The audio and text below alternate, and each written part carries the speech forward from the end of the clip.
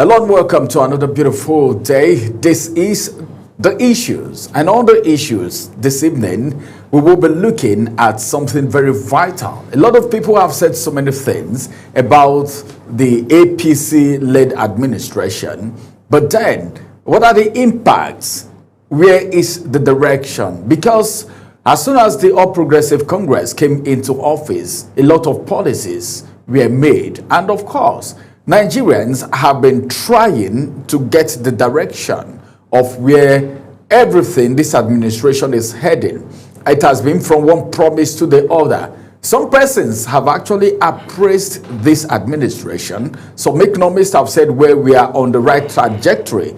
Some other economists said, well, we are not on the right trajectory. And a lot of people are saying so many things. But then, when you see things going on in a country such a way that you have people talking positively and negatively, then there is need to mirror the impact and the direction of that administration. And that's exactly what we will be doing today, mirroring the impact and direction of the All Progressive-led government. And as a matter of fact, this refers to the range of highly polarized viewpoints on the effectiveness, the impact, and direction of President Tinubu's government. And we need to look at the reflection, all right? The reflection has to be a contentious one and, of course, a balanced one. But then, mirroring also means reflecting the contentious nature of the policies that came from the All Progressive Congress when they assumed office in 2023. Some persons are saying, well, we still have enough time. This is not time to crucify the government. And some people will tell you that, well, what's going on in the country right now demands a lot of urgent attention. Are we getting that attention?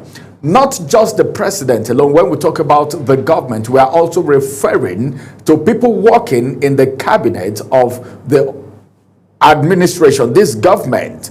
Talk about the governors, talk about the senators, talk about the House of Rep. And of course, we have some governors that are really performing, but other governors are lagging behind. Then questions have to be asked. What is happening to the FAC allocation going to the state government, as it is being said by the federal government, and some of the governors have actually attested to that. So looking at the policy is very important, and the ongoing political dynamics in Nigeria is also worth looking at too, because any government that does not have a commensurate opposition, it means there is a problem. So some of the issues that we will be looking at today majorly, the issue of first of all, we will talk about the defection, and of course we'll also talk about the borrowing, the level of borrowing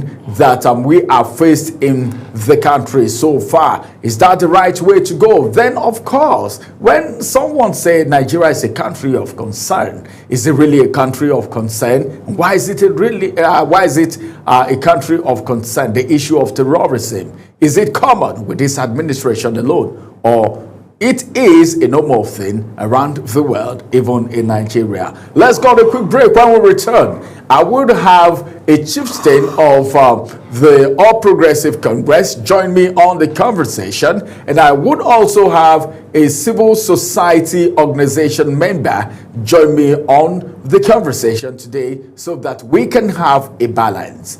My name is Ramsey Enoch.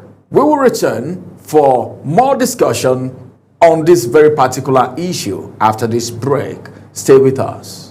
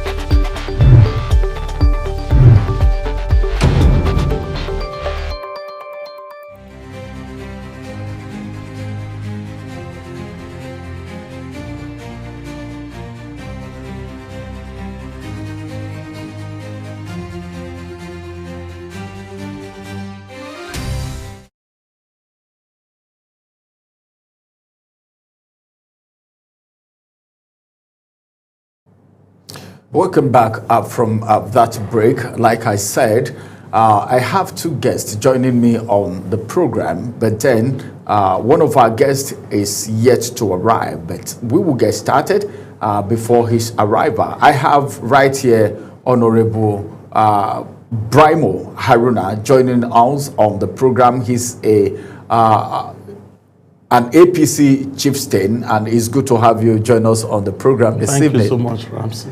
Well, I'm so excited to have you today because we're really going to be dissecting your party. Yeah, of course. And of course, let's start from the economic reform, because as a matter of fact, these administrations, one of the things that largely define this administration's economic policy change primarily is the removal of fuel subsidy, which everyone know, and the unification, of course, of the foreign exchange. Now, let's look at what some supporters are saying, because people are of different views as it is right now. There is a proponent that argue this tough, necessary decisions were unavoidable to stabilize the economy in the long run and attract foreign investment, with savings from the subsidy removal being redirected to infrastructure and social programs. But some persons have argued that, and this is the argument. The argument is that apart from that, people have argued it's that the immediate hardship caused by the policy, including soaring inflation, increased cost of living, and an increase in poverty level. They also argue that the government has not implemented sufficient caution mechanisms, all right, and that, of course, governance and performance discussion also center on the administration's leadership style and other things. Now, let's begin from of course, the hardship that we have in the country right now. The reason is this: a lot of people in this country are going through so much, and some persons have said it's because of the policy that this administration got started from. Nigerians are very resilient people with shock observer, and a lot of people are swimming through it right now. But then, on your own part, these two views, what do you have to say? What's your perspective? Thank you very much, Ramsey. As at when the issue of subsidy, as you have mentioned, begin to rear its head, was in 2009, 2010, and spiraled into more economic attention, with some pronouncement from the then CBA governor, SLS, Sanusi Lamido Sanusi, who alleged then that Nigeria economy in the nearest future was not able to sustain a subsidy, going by the volume of subsidy claim that was happening then, to the tune of more than 60 million liters of petroleum, around 67 million liters per day. And this led to the need to evaluate and investigate the subsidy regime, where Honorable Umar Farouk, headed a federal committee, House of Rep committee, to investigate subsidy. And that was the beginning of the subsidy talk.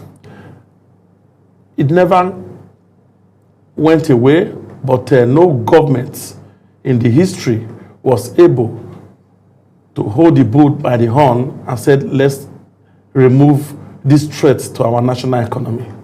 We were subsidizing a whole lot of things, subsidizing naira and subsidizing fuel, with gains from our excess crude, gains from surge in crude oil sales, because at then crude oil was selling at hovering between $100 and $120, and we were producing more than 2 million barrels until November 2014, when the then coordinating minister of the economy, Dr. Ngozi Okonjo-Iweala, said that Nigeria was technically broke, that if such economic trajectory of sustaining subsidy into the hands of criminals was continued, then the government will go total bankrupt.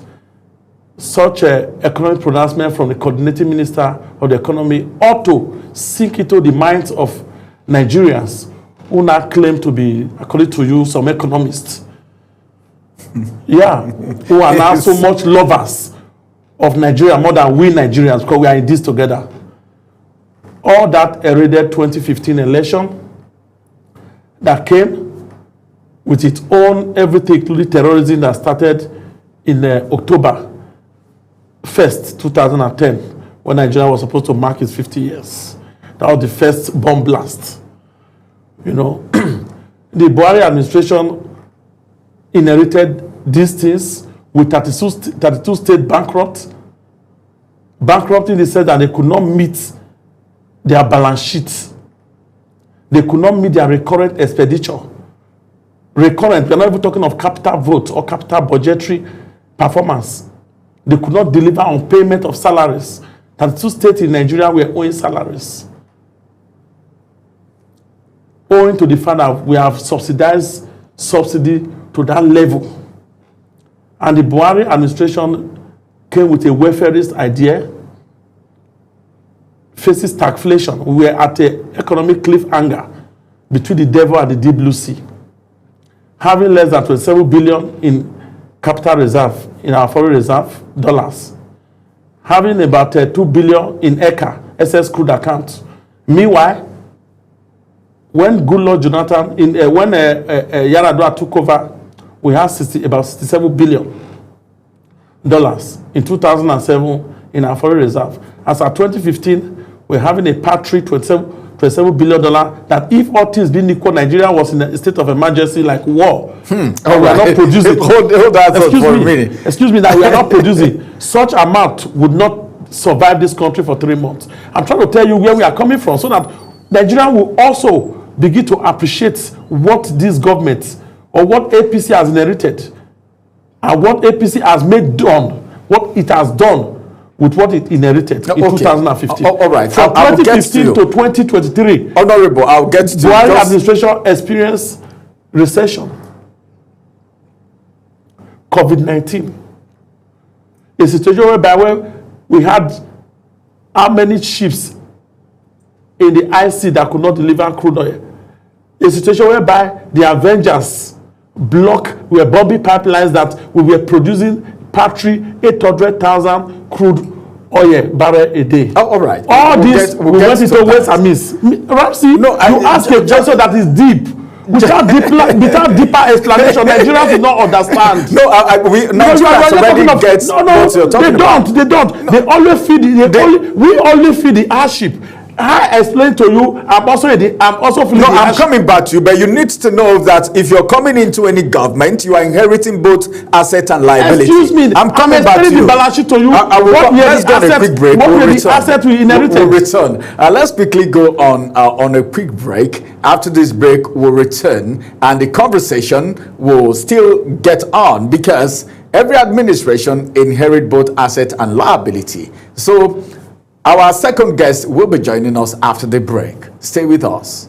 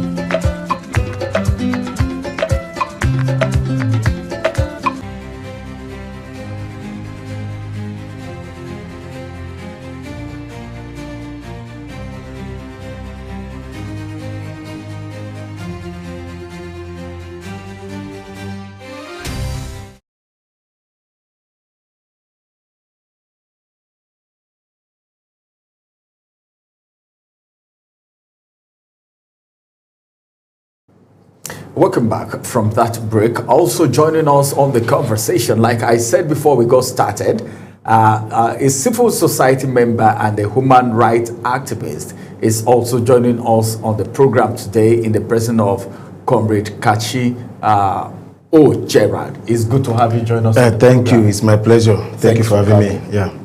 All right. We're looking at the administration of the All Progressive Congress, and we're looking at impact and direction, because if you're doing an assessment of something, you need to know where you are coming from and where you are going to and how far you will go. All right. You were talking before we went on break. So what you do for us now is you have a long statistics. So you will fast forward a little bit to this administration. Yeah, I just want to build a foundation. 2023. Yeah, for us to understand what led to the need to remove subsidy. Because with Buhari inheriting such liabilities, he needed to create bailouts. He did a lot of bailouts, funding, created ways and means to sustain subsidy, because as at then, at that level, you reinflate the economy. You don't remove subsidy. If he had removed subsidy in 2015, it would have been national crisis. So he needed to reinflate the economy. First of all, created ways and using the provisions in the CBN Act of 2007 that give room for him to assess ways and means. And he also have to use the same CBN to create a budget support funding for these governors to stabilize in a bit and sustain subsidy both in forex and in fuel. And coming to 2023, we got to a point that it was no longer ways and means. We have borrowed more than 32 trillions. We're practically printing money. That is what it means. So you cannot continue to drive welfareism to the detriment of the balance sheet of the nation. And then we passed the PIA, the Petroleum Industry Act, which technically nullifies subsidy. That is what Nigerians don't know, that even before Buhari left, subsidy was already illegal a month before he left office. It was just about implementation, and there was no way the President Bola Ahmed Tinubu administration could have sustained such a national economic threat from both ends. JP Morgan reported that we were owing $15 billion in FS support that even the airlines needed. They provided the naira, we don't have the dollars to give to them. Where will you see dollar from? You don't print dollars, you earn dollars. And you earn dollars from what you sell abroad. And what are you selling mainly? The main thing of the economy was crude oil. And your crude oil was selling at 800,000 barrels. And your OPEC quotas, the lowest that OPEC expects a country like Nigeria to sell is 2 million barrels. Owing to vandalism in the Niger Delta of our critical oil asset. So you see all these things. We will have a balance of payment deficit, balance of trade deficit, an economy that is totally dependent on import, yet does not have the forest to drive the import. And we were already owing subsidy in more than 600 billion naira. And you still expect, and Tinubu is a financial surgeon.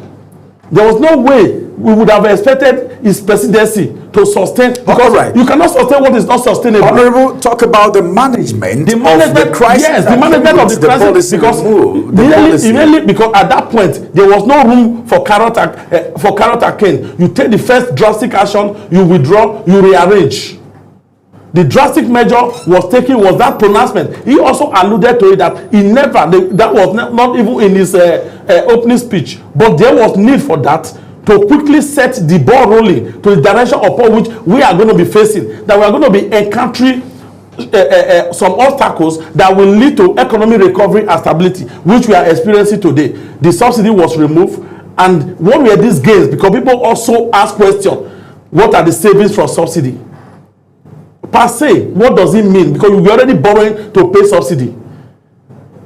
So it's not a matter of you are saving money somewhere as a result of subsidy removal. It only means that the money you would have paid for subsidy, you are applying it somewhere by way of using the fact Nigeria is a federation, federating under 774 local government and 36 state and FCT. President Bola Ahmed Tinubu does not have the power to collect and distribute Nigeria resources.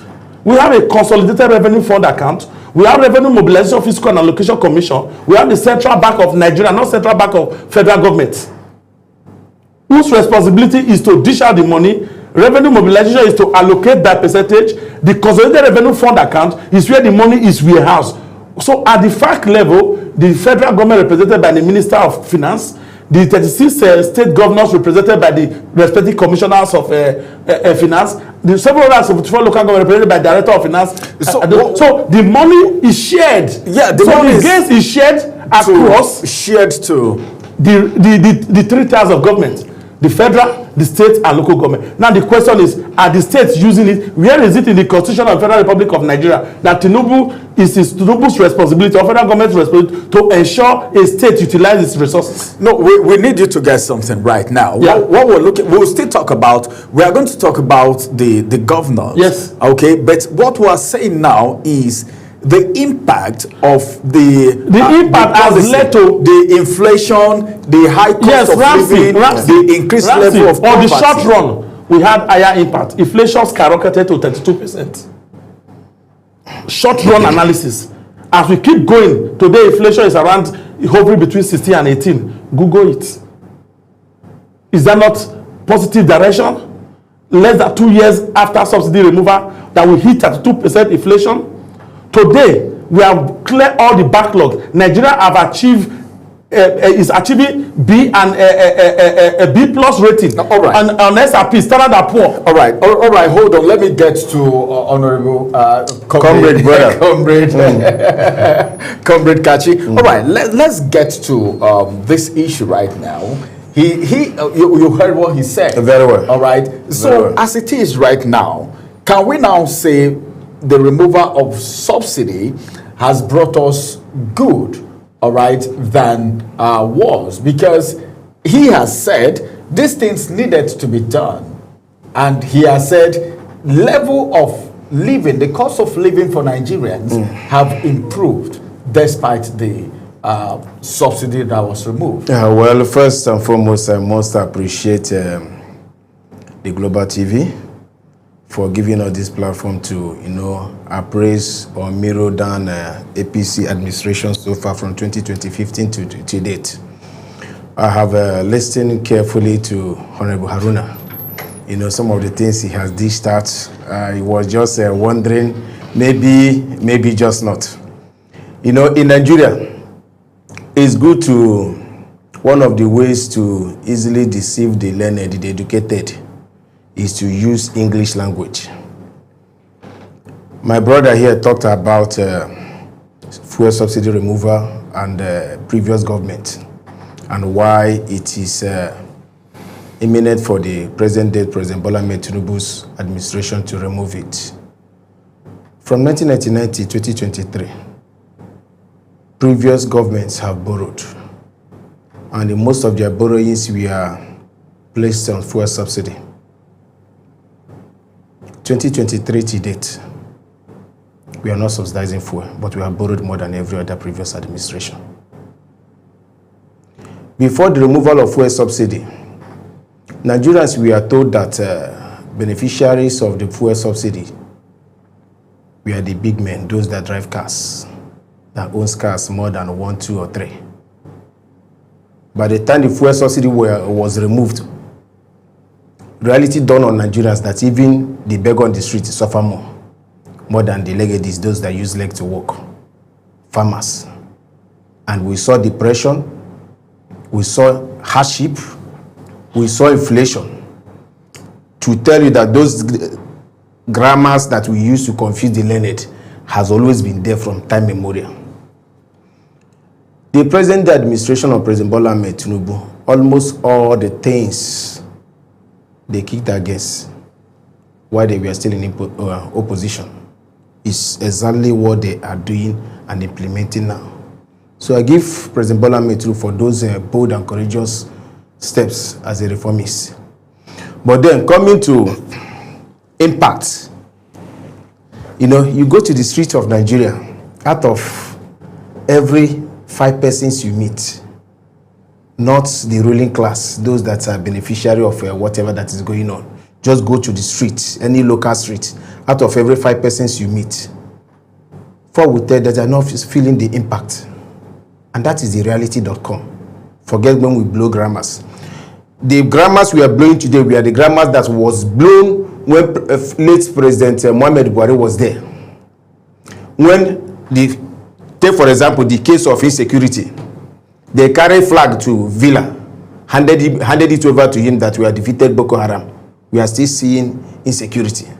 They arranged pyramid of rice in FCT. It does not make rice to drop the prices or even food to be surplus in the market. They arranged plane from Kenya, painted it one color. We went to town jubilating that our Nigerian air is back. At the end of the day, it became the global Yahoo of the century. There are many things to mention that we are seeing similarities, playing out under this present day government. If we are to take home, it's okay. One of the things that this present day government have done very well, I can give them thumbs up, is Snail Fund, which we have not seen the kind in the history of Nigeria. But then you give them thumbs up because there's no perfect arrangement. But when it comes to using grammar to confuse us or blow grammars to even defend one of the things that have brought us hardship, is unfortunate, to say the least. All right. As it is right now, you talked about borrowing. Okay.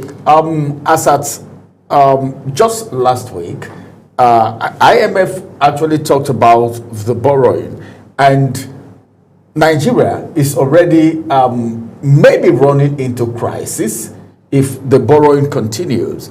But every administration borrows, every government borrows. That's what you will be told. So do you think is anything different from this administration? Because every other government and every other country's government also borrows. Yes, there's a lot of differences, you see, when my brother was talking, he talked about ways and means and, doing intervention to states. These are some of the things you can tie borrowings of the previous government, including the late President Mohamed Buhari's administration.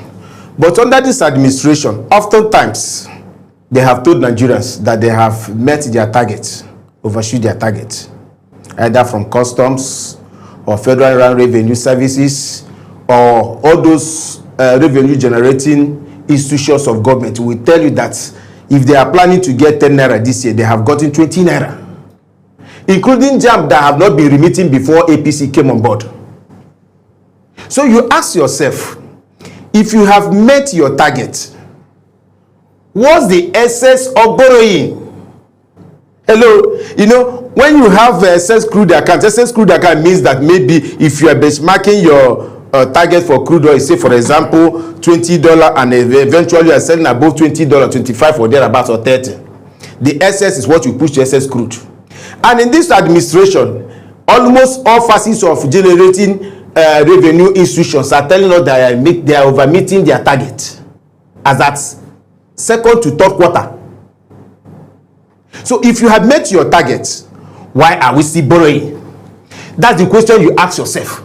No, that's the question. I'm going to provide answers. I'm coming. I didn't interject you when you were talking. Now, you come to some of the promises and challenges we are facing. Take, for example, APC government criticized previous administration with regards to ASU strike, health worker strike, etc., etc.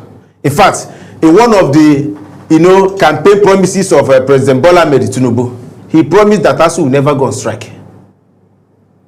Under his administration, ASU have gone on strike 3 times. In fact, they have given another notice that by December they will be going to indefinite strike. So if you have met all your targets and you have borrowed more than those that we are paying subsidy, fuel subsidy, why are we still in the mess with finances? All right, let me get to Honorable. You were itching to talk.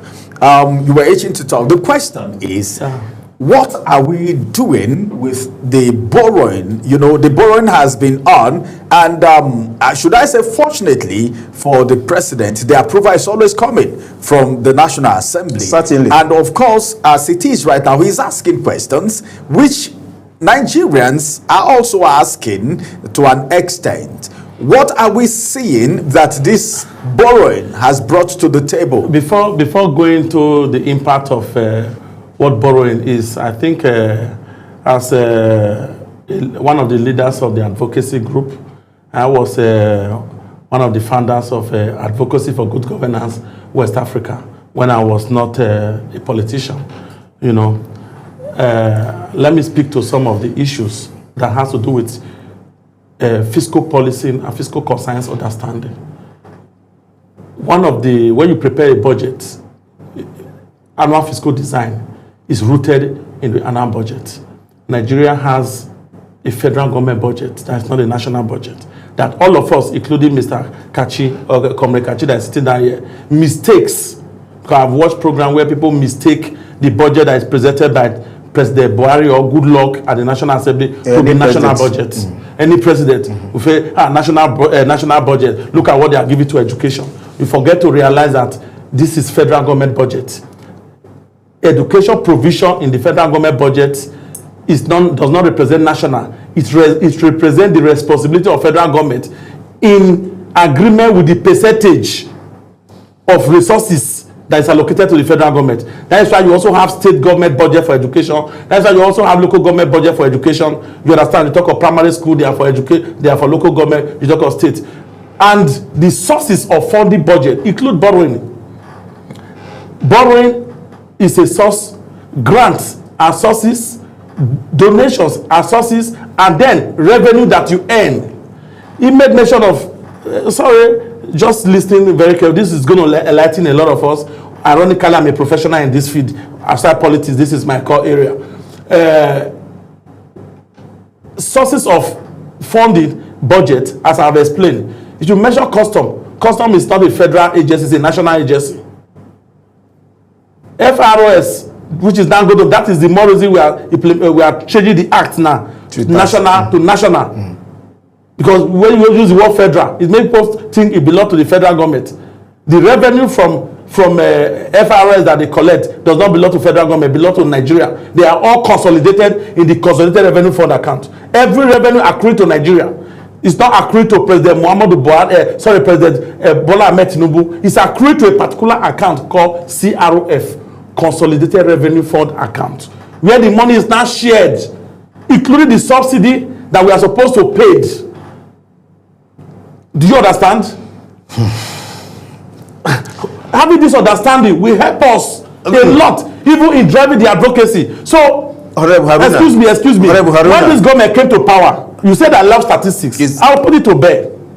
It's on record that we were about 130 billion. We were more than $100 billion in debt. Right now, our debt is about 90-something billion. So we need to borrow to make up? Excuse me, it's not a borrow. We are reducing. Why is the debt reducing if we are not paying? Why are we accruing more debt? I'm coming. We have not, there's a threshold. The same World Bank, let me correct you, Ramsey. You said that World Bank expressed concern. IMF, they never. Because even IMF, some of them we have cleared their own kind of debt. We have different pattern of debt that countries enter into. The debt we are owing to China, for example, is it IMF debt? Under the Belt and Road Initiative. Excuse me, Kaji, at this point we need to understand things, not even to argue it. Whatever China is giving to you is tying into a project, is not giving you the money. Oh yes, you understand? That's correct. They only debit your account in the value of the project they are delivering to you. You understand my point? That is not IMF debt, but it's a national debt on us. Any debt that is borrowed by Edo State government, I'm from Edo State, borrowed by Lagos State, borrowed by any state in Nigeria, makes up our national debt. Are you aware of that? If Imo State governor borrows money today, we are not talking about state. We are talking about President Bola Ahmed Tinubu's administration.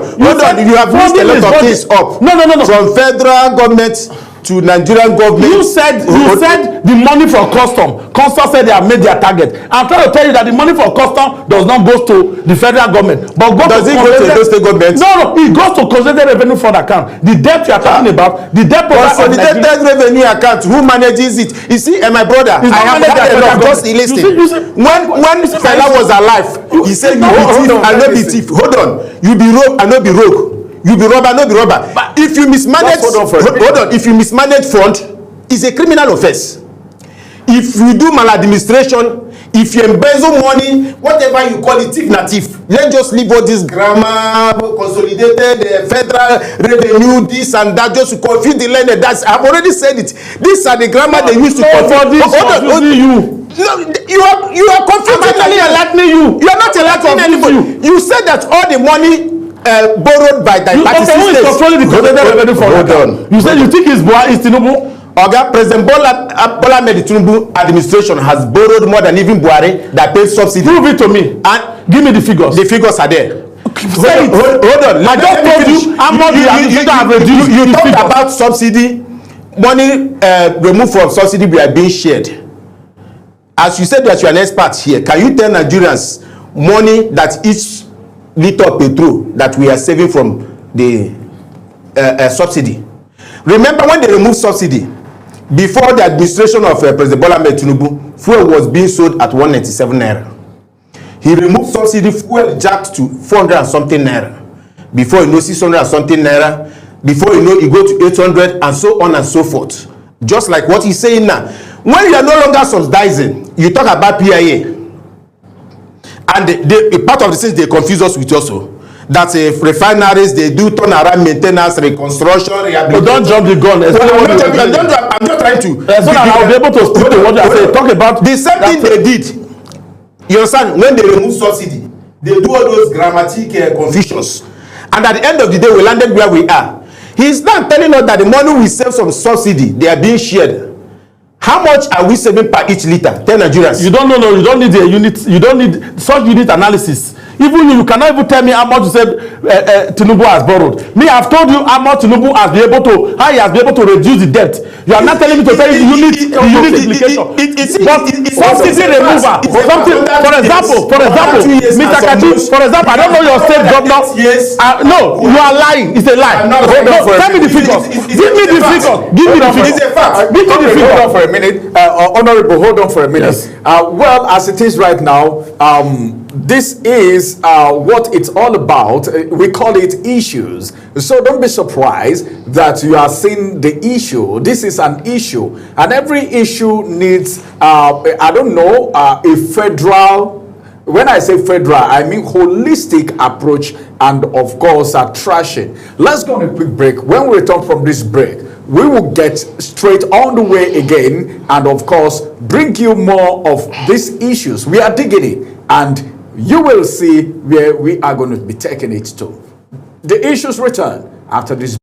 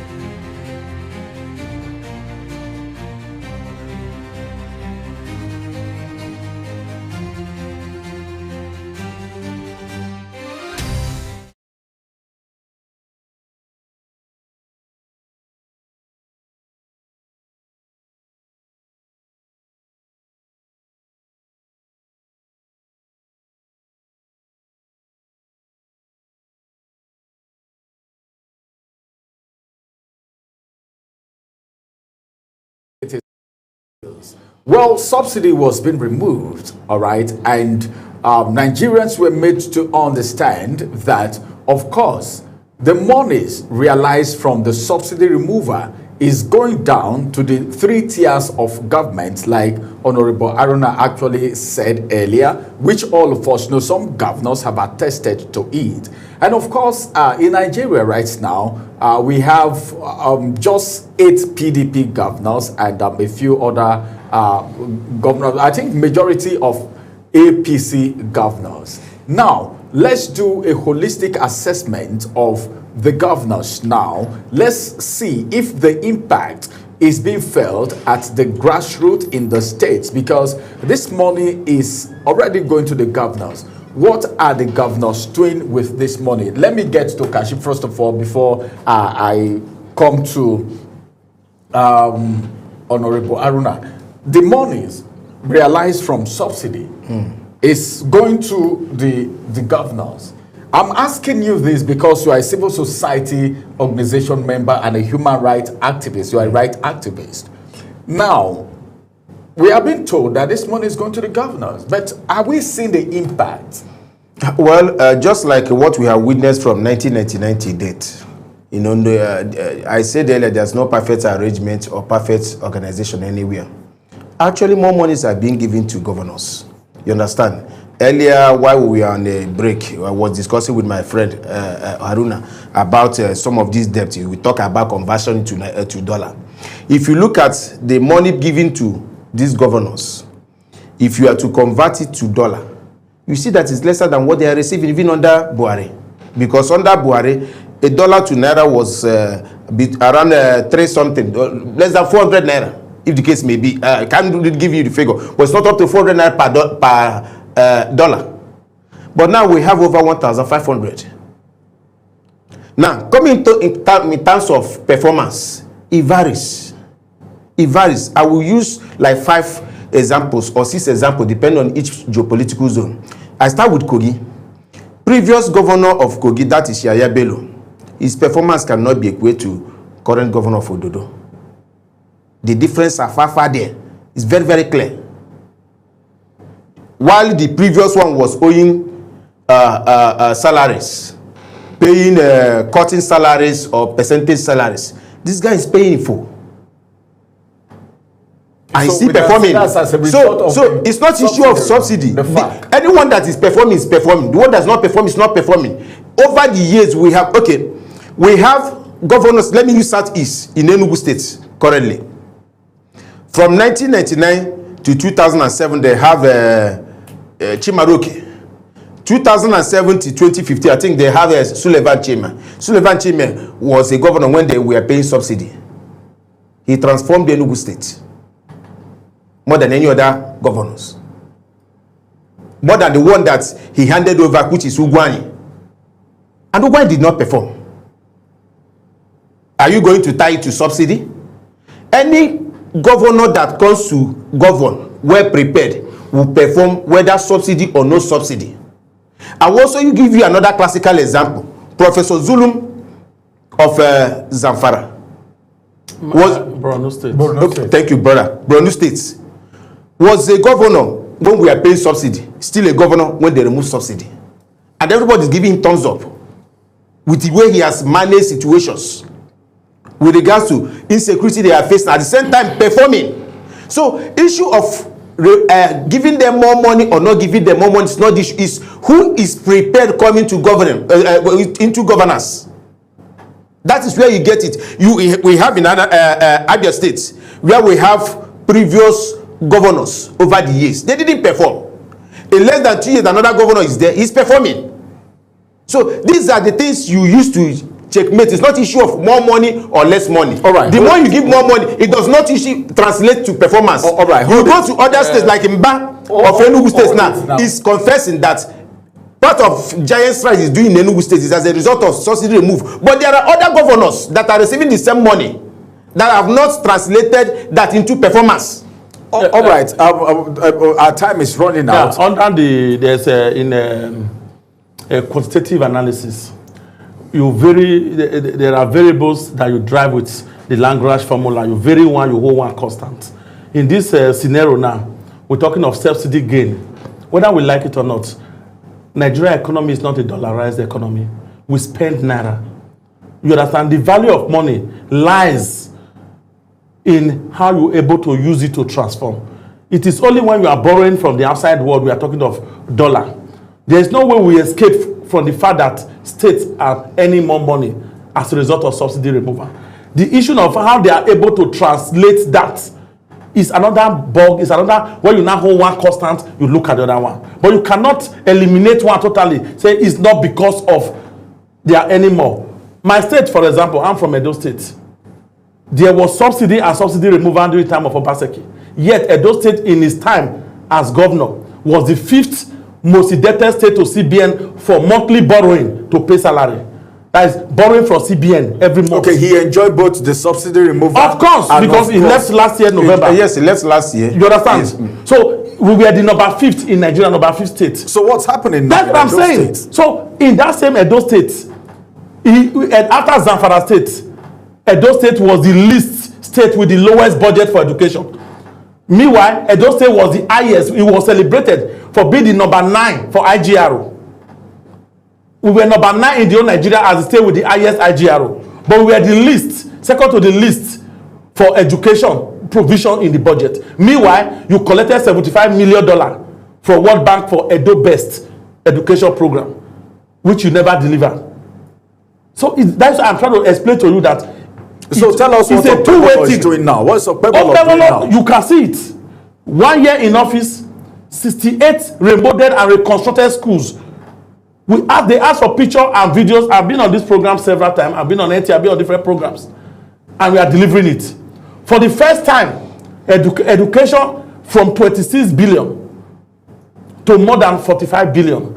And yet, went ahead. Agriculture, it budgeted, the previous administration budgeted 4 billion. Even when subsidy is removed, you budgeted 4 billion for agriculture. Meanwhile, you want to borrow on agripreneur fund, you borrow 23 billion for CBN. For Sobe Farm, and Sobe Farm, we did not pluck one corn. A corn did not germinate. All right. But now, somebody else is there now, allocating 70 billion to agriculture for 4 billion. All right. And his delivery, you see the 3 mega farm, harvest is going on, connecting the agricultural chain. Just 2 days ago, about more than 50 tractors were launched with dozers and other equipment for across the 18 local government for agriculture. Our time is up. And what I'm saying is, right now, we are earning about 13 billion for my state. Okay. In a fact allocation. All right. Before now, Honorable, you know what? We will have this continues next week, Thursday. I'll have the both of you. It's all right. It's all right. There's no time. To round up, our time is up already. I see how Honorable Haruna has narrowed down his question to Edo State. You know, there's this African adage that said that if you see a tall man with care leg enters a room, and you are watching from that room, a masquerade comes out with care leg, your guess will be as good as mine. Our time is up.